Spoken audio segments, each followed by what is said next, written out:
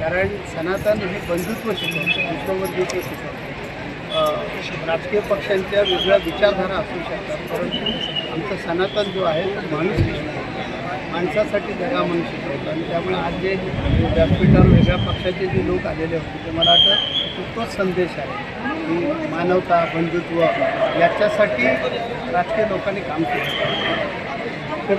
ते आज अशी परिस्थिती, विस्फोटक परिस्थिती निर्माण झाली की प्रत्येक देश जो आहे तो स्पर्धेमध्ये उतरला. मी किती मोठा आहे दाखवण्याच्या स्पर्धेमध्ये प्रत्येक देश आहे आणि जीव घेणी इतकी स्पर्धा लागलेली आहे.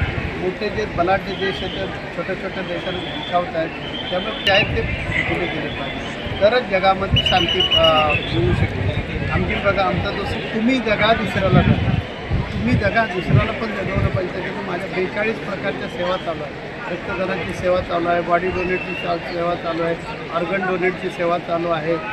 ग्लोबल वॉर्मिंगसाठी आम्ही काम करतो आहे, कच्चे बंधारे बांधतो आहे, झाडं लावतो आहे. असे अनेक किंवा प्रसंगात जो असतो माणूस त्याचे आम्ही जात धर्म पंथ बघत नाही, त्याचा जीव वाचवणं हा उद्देश ठेवून 53 ॲम्ब्युलन्स चालवतो आहे. तर ही जे गरज आज काळाची खरी गरज ही आहे, परंतु समाजामध्ये रजोगुण इतका वाढत चाललेला आहे. मी मोठा हे दाखवण्यामध्ये संपूर्ण जग हे विध्वंसाकडे चाललेलं आहे. वेगवेगळ्या प्रकारची क्षेपणास्त्र विज्ञानानं जी क्रांती केलेली आहे, परंतु विज्ञानानं आत्मशांती जी आहे ती ढासळली.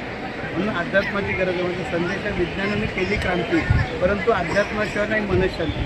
त्यामुळे जर जगानं अध्यात्म नीट समजून घेतलं त्यांच्या धर्माप्रमाणे, तर मला वाटतं जगामध्ये नक्की शांती प्रस्थापित.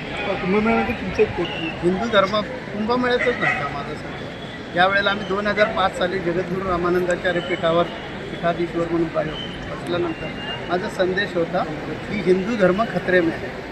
खरंच आज हिंदू धर्म अडचणीत आलेला आहे. त्यामुळे आम्हाला घरवापसी करून जे आमचे बांधव भटकलेले आहेत त्या बांधवांना आणावं लागतं. मी पूर्ण भारत देशभर ही चळवळ सुरू केलेली आहे. हे असं लक्षात येतं की त्यांच्या अज्ञानाचा आणि परिस्थितीचा फायदा घेऊन ख्रिश्चन मिशनरी जे आहेत ते एकदम सुप्त शांत डोक्यानं शिकवायचं. मी हिंदू धर्म खतरे में म्हणतो याचं कारण असं आहे की बघा, आज विधर्मवादी देश आहे आपला भारत. जगात असं कुठलं एकतरी दाखव मला हिंदू. मग जर इथल्या हिंदूंनी संघटित झालं नाही, जातीपातीतून बाहेर आलं नाही, आज आरक्षणाची गाजर दाखवून हे राजकीय लोक आपल्या तुंबड्या भरण्यासाठी काय करतात की एक रुपये निर्माण करतात आणि हिंदू धर्माला जे संघटित ठेवलं पाहिजे ते संपवण्याचं काम चालू झालेलं आहे.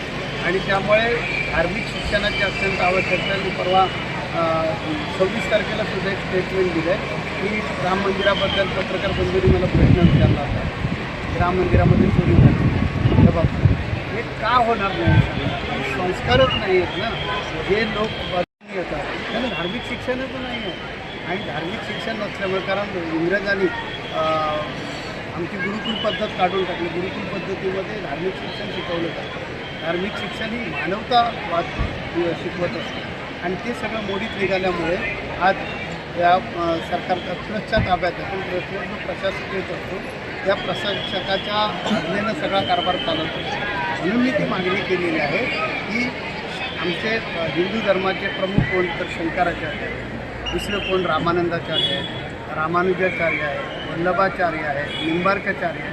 हे आमच्या हिंदू धर्माचे जगद्गुरू आहेत, म्हणजे आचार्य आहेत आणि यांच्या अंतर्गत सगळा हिंदू धर्म आहे. तर अशा आचार्यांची शासनानं एक कमिटी स्थापन करावी आणि त्यांच्या ताब्यामध्ये जी गव्हर्नमेंटच्या ताब्यात मंदिरं आहेत ही सुचारूपणे ट्रस्टच्या ताब्यात मंदिरं चाललेली आहेत त्यांचं ठीक आहे, पण जी गव्हर्नमेंटने आपले प्रशासन बसून मंदिरं घेतलेली आहेत ताब्यात, ती मंदिरं आमच्या हिंदू धर्माचं जे संघटन आहे त्याच्या ताब्यात द्यावी.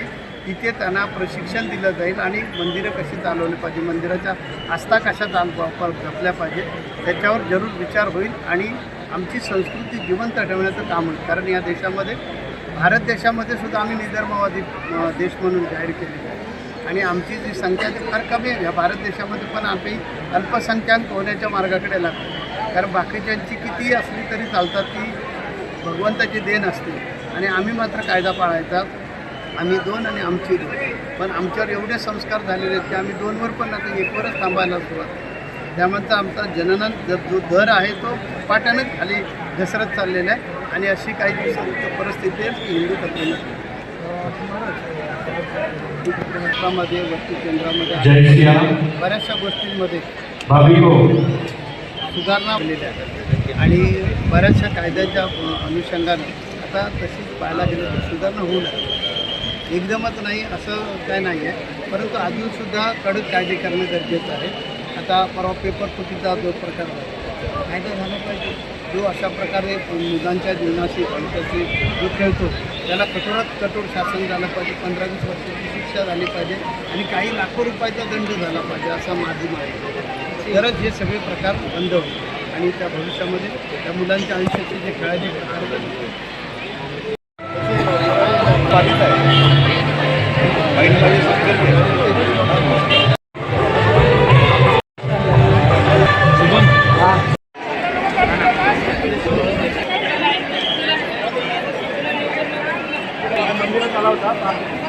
अन्य तत्वभावांचा तुलनात्मक विचार करून ग्रंथामध्ये मांडण्याचा प्रयत्न केलेला आहे. शिकवण देतात ते मानिते भगवंत.